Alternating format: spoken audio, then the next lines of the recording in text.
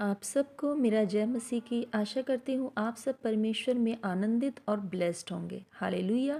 तो आज का जो हमारा बाइबल वचन लिया गया है वो है नीति वचन अध्याय 19 का वचन 15, 16 और 17। हालेलुया।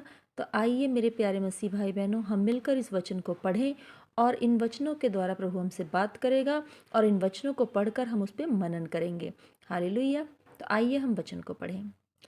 आलस से भारी नींद आ जाती है और जो प्राणी ढिलाई से काम करता है वे भूखा ही रहता है। जो आज्ञा को मानता वह अपने प्राण की रक्षा करता है, परंतु जो अपने चाल चलन के विषय में निश्चिंत रहता है वे मर जाता है। जो कंगाल पर अनुग्रह करता है वे यहोवा को उधार देता है और वह अपने इस काम का प्रतिफल पाएगा। आमीन। मेरे प्यारे मसीह भाई बहनों, परमेश्वर इस वचन के द्वारा हमें बहुत सारी बातों को समझा रहे हैं। यदि हम इन बातों को समझ जाएं और इन बातों को अपने जीवन पर लागू करें तो हमारी लाइफ सेम नहीं रहेगी। परमेश्वर का वचन कहता है, आलस से भारी नींद आ जाती है, जो प्राणी ढिलाई से काम करता है वह भूखा ही रहता है।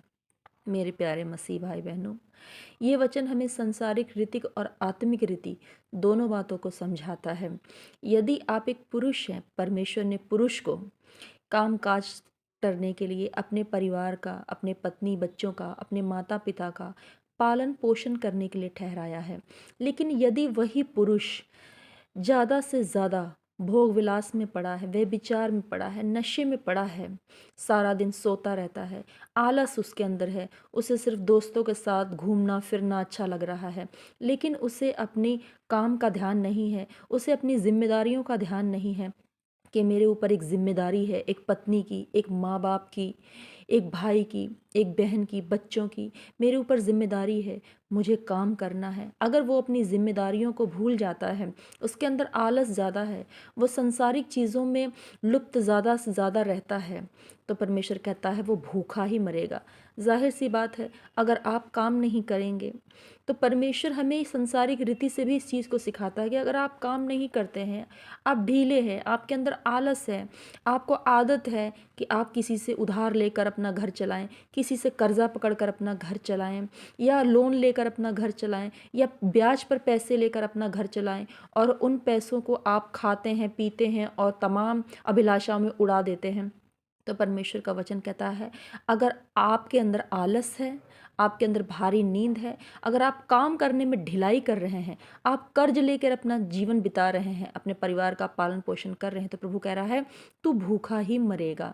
मेरे प्यारे मसीह भाई बहनों, इसलिए प्रभु हमें नीति वचन की जो किताब है ये हमें बुद्धि का मूल सिखाती है। जब हम नीति वचन की किताब को पढ़ते हैं, नीति वचन की पत्री को पढ़ते हैं जो कि पुराने नियम में है, तो ये सुलेमान के वचन हैं जो कि हमें जीवन को कैसे जीना चाहिए, हमें आत्मिक जीवन और हमें संसारिक जीवन में कैसे रहना चाहिए, हमारा आत्मिक जीवन कैसे होना चाहिए, हमारा संसारिक जीवन कैसा होना चाहिए, हमारा गृहस्थ का जीवन कैसा होना चाहिए। नीति वचन हमें इन सब बातों में चलना और मानना सिखाती है। हालेलुया। आगे वचन में लिखा है, जो आज्ञा को मानता है वह अपने प्राण की रक्षा करता है, परंतु जो अपने चाल चलन के विषय में निश्चिंत रहता है वह मर जाता है। मेरे प्यारे मसीह भाई बहनों, परमेश्वर हमें अपने चाल चलन के विषय में जांचने के लिए कह रहा है। यदि आप आज्ञा को मानेंगे तो आप सदा परमेश्वर में जीवित रहेंगे, आपके प्राण सदा धीर्यायु से तृप्त रहेंगे। वचन कहता है आप आज्ञा को मानते हैं, तो यदि आप परमेश्वर की आज्ञाओं को मानते हैं कि तो व्यभिचार ना करना, तो पाप ना करना, तो परमेश्वर ने ये सब बातें आपके भले के लिए कही हैं। अगर आप व्यभिचार नहीं करेंगे, आपकी पत्नी, आपका परिवार और आपका परमेश्वर सब आपसे प्रसन्न रहेंगे और आप अपनी लाइफ में परमेश्वर के बड़े हाथ को और बड़ी ग्लोरी को देखेंगे। लेकिन यदि आप निश्चिंत बैठे हैं, आप पाप में हैं, व्यभिचार में हैं, लेकिन आपकी सुध-बुध आपको है ही नहीं कि मैं आखिर क्या कर रहा हूँ, मेरा जीवन आखिर कैसा है, क्या मैं परमेश्वर की आज्ञाओं पर चल रहा हूँ, क्या मैं नशे का जीवन जी रहा हूँ, क्या मैं व्यभिचार का जीवन जी रहा हूँ, क्या मैं पाप बुराई का जीवन जी रहा हूँ, चोरी का जीवन जी रहा हूँ। अगर आप अपने चाल चलन को नहीं जांच रहे हैं तो परमेश्वर कह रहा है अंत में आपको मृत्यु ही मिलेगी, आप मर जाएंगे। मृत्यु तो मेरे मसीह भाई बहनों वैसे भी हमें मिलनी है, लेकिन इस परमेश्वर उस मृत्यु की बात नहीं कर रहा है जो हम शरीर से मरते हैं। जब आप परमेश्वर में नहीं बने रहेंगे, परमेश्वर की आज्ञाओं को नहीं मानेंगे, आपका चाल चलन यदि परमेश्वर की आज्ञाओं को अनुकूल नहीं रहेगा, आपका चाल चलन खराब रहेगा, तो आप धीरे धीरे अपने लाइफ में डाउन चले जाएंगे। आपकी फैमिली जो है वो खराब हो जाएगी, आपकी फाइनेंस प्रॉब्लम बढ़ती चली जाएंगी, आप बीमार हो जाएंगे, आपकी सेहत आपका साथ नहीं देगी, आप धीरे धीरे रोगों से ग्रस्त हो जाएंगे। और परमेश्वर कहता है तमाम श्राप, तमाम बंधन, तमाम दुष्ट आत्माएं तुझे घेर लेंगी और तू मर जाएगा। मेरे प्यारे मसीह भाई बहनों, इसलिए हमें परमेश्वर के भय को मानना, परमेश्वर की आज्ञाओं को मानना और अपने चाल चलन के विषय में जानना बहुत ज़रूरी है कि हमारा चाल चलन आखिर कैसा है। क्या हम परमेश्वर के अनुकूल अपने जीवन को जी रहे हैं? तो यदि आपके जीवन में कोई पाप है, यदि आप भी अपने जीवन को परमेश्वर के अनुसार नहीं बिता पा रहे हैं, तो आज से ही उस पाप को छोड़िए और परमेश्वर के वचनों को मानिए। हालेलुया। आगे परमेश्वर का वचन कहता है, जो कंगाल पर अनुग्रह करता है वे यहोवा का उद्धार देता है और वे अपने इस काम का प्रतिफल पाएगा। आमीन। मेरे प्यारे मसीह भाई बहनों, परमेश्वर हमें एक अच्छी बात बताता है। क्या बात है वो? कंगाल पर अनुग्रह करना।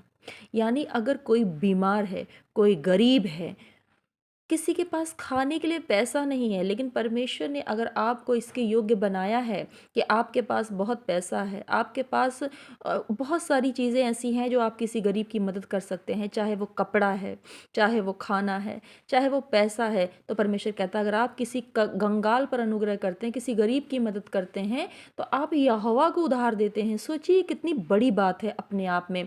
परमेश्वर को हम क्या दे सकते हैं? वो सारी सृष्टि का रचयिता है, मगर फिर भी परमेश्वर कहता है यदि तू मेरे लोगों पर अनुग्रह करेगा, मेरे लोगों पर तू दया करेगा, तो तू मुझ पर तू मुझे उधार देगा। हालेलुया। और वचन कहता है वह अपने इस काम का प्रतिफल पाएगा। मेरे प्यारे मसीह भाई बहनों, यदि आप परमेश्वर को उधार देते हैं, आप किसी कंगाल पर अनुग्रह करते हैं, आप परमेश्वर को उधार देते हैं, तो परमेश्वर किसी का उधार कभी नहीं रखते हैं, वो उसे 100 गुना वापस करके लौट आते हैं। इसलिए वचन कहता है वह अपने काम का प्रतिफल पाएगा। तो आप जो कुछ भी कर रहे हैं, या किसी की बुराई कर रहे हैं या किसी पर दया कर रहे हैं, परमेश्वर कहता है तू अपने हर काम का प्रतिफल पाएगा। इसलिए मेरे प्यारे मसीह भाई बहनों, आपको हमेशा नेक काम करना है, दया करनी है, अच्छाई करनी है लोगों के साथ, ताकि परमेश्वर भी आपके साथ अच्छाई कर सके, आप पर भी दया कर सके और परमेश्वर आपको ब्लेस कर सके। आमीन। तो आशा करती हूँ आज के वचन के द्वारा प्रभु ने आपसे बात की है। यदि ये वचन आपको अच्छा लगा है, परमेश्वर ने आपके जीवन में इस वचन के द्वारा प्रभु ने आपको आशीष दी है, तो प्लीज़ मेरे इस वीडियो को लाइक करें, मेरे चैनल को सब्सक्राइब करें और बेल आइकन को प्रेस करें। प्रभु आपको आशीष दे। God bless you all. आप सबको जय मसीह की।